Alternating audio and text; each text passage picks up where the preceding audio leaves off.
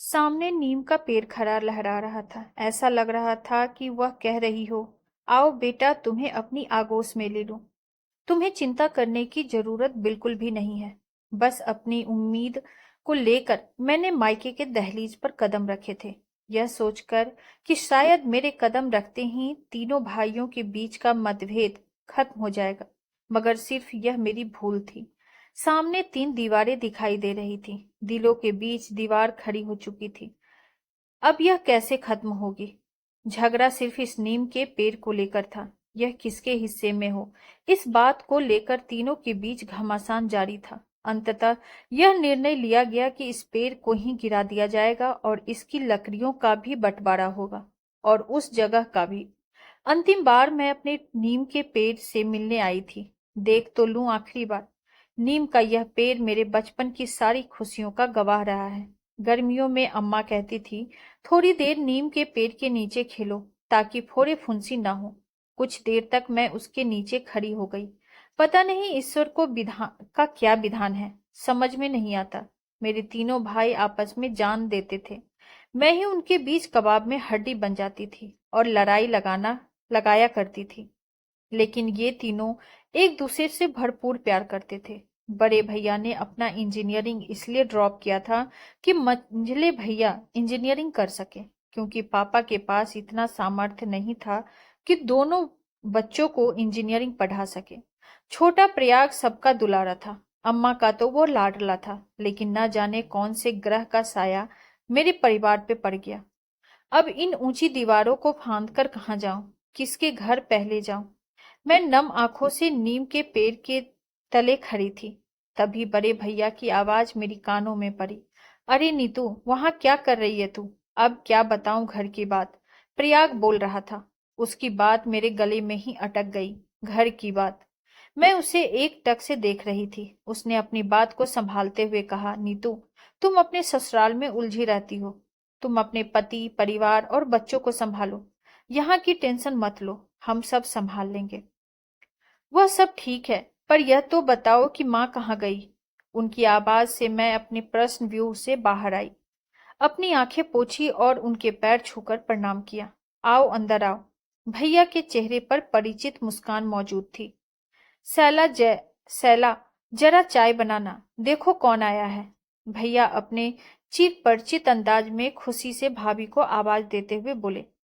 नीतू, तुम चाय लोगी या कॉफी? भैया को चाय पसंद थी, इसीलिए मैंने चाय बोल दिया। भाभी भी खुशी से बलैया लेते हुए बोली, बहुत अच्छा किया नीतू, तू आ गई।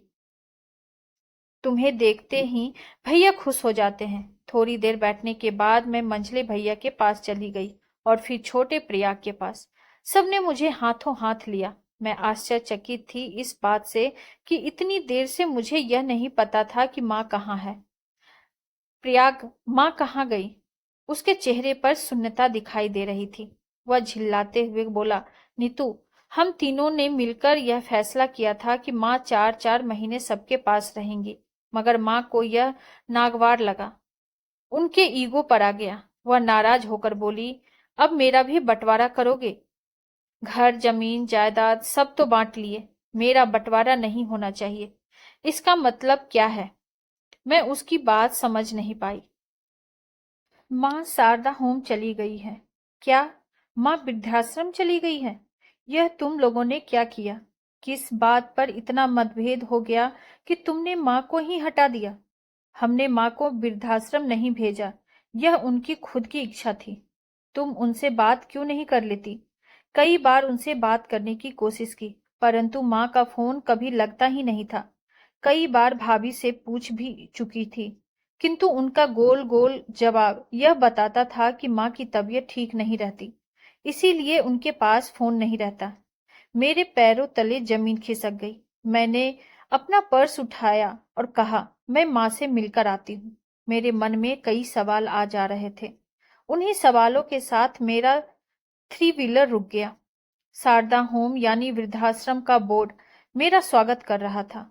कुछ फॉर्मेलिटीज करने के बाद मैं रिसेप्शन रूम में बैठ गई। थोड़ी देर में माँ को आते हुए देखा। माँ उदास नहीं थी। मुझे देखते ही उन्होंने गले से लगा लिया। यह सब क्या है? आप यहाँ क्यों हैं? अरे छोड़ो ना उन तीनों की बात। इतने दिनों बाद तुमसे मुलाकात हुई है, बैठकर कुछ बातें करते हैं। पर माँ, मैं आपको यहाँ रहने नहीं दूंगी। आप मेरे साथ चलिए। अरे नहीं, मुझे नरक का भागीदार मत बनाओ। मैं यहीं ठीक हूँ। मेरी ही गलती थी जो मैं उनमें संस्कार नहीं भर पाई। मगर माँ, कोई क्या कहेगा कि 4 बच्चों की माँ वृद्धाश्रम में। अरे वृद्धाश्रम तो है नहीं ना, यह तो तेरी बड़ी मौसी का घर है, जिसे तेरे मौसा जी ने वृद्धाश्रम में बदल दिया। मुझे यहाँ किसी भी बात की कोई कमी नहीं है, मैं खुश हूँ। मेरी बहुत सारी सहेलियां बन चुकी हैं, सब मेरा ख्याल रखती हैं। उस घर में रहकर लड़ाई झगड़े से तो अच्छा है कि मैं यहीं रहूं। बचपन में हम शारदा मौसी के यहाँ जाते भी थे, इसीलिए वह जगह कुछ अनजान नहीं था। मौसी की कैंसर से मृत्यु के बाद उनकी आत्मा की शांति के लिए मौसा जी ने इसे अनाथ बुजुर्गों के लिए घर बना दिया था। बड़े ही भारी मन से मैं माँ से विदा लेकर वहां से निकली। दूसरे दिन सुबह ही मुझे वापस लौटना था। रात भर करवट बदलने के बाद नींद देर से आई और सुबह ठक ठक की आवाज से नींद खुली। तभी बड़ी तेजी से आवाज करता हुआ कुछ धड़ाम से गिर गया। मैं कमरे से निकलकर बालकनी में आ गई। सामने नीम का पेड़ कटे हाल में धराशायी गिरा हुआ था। मेरी आंखें भर आई। रिश्तों में मन के भेद इतने ज्यादा क्यों हो जाते हैं कि हमारी सोच में भी मतभेद हो जाते हैं। बहुत सारे प्रश्न अनुत्तरित थे। मैंने सबसे विदा लिया और वहां से निकल आई।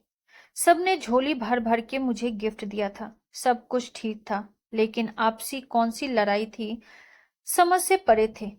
अगर किसी को थोड़ी जमीन ज्यादा मिल जाती या किसी को थोड़ी जमीन कम मिल जाती तो उससे क्या हो जाता। एक समय ऐसा था कि बड़े भैया ने अपने इंजीनियर बनने का सपना छोड़ दिया था, पर आज की सच्चाई मुझे खून के आंसू रुला रही थी।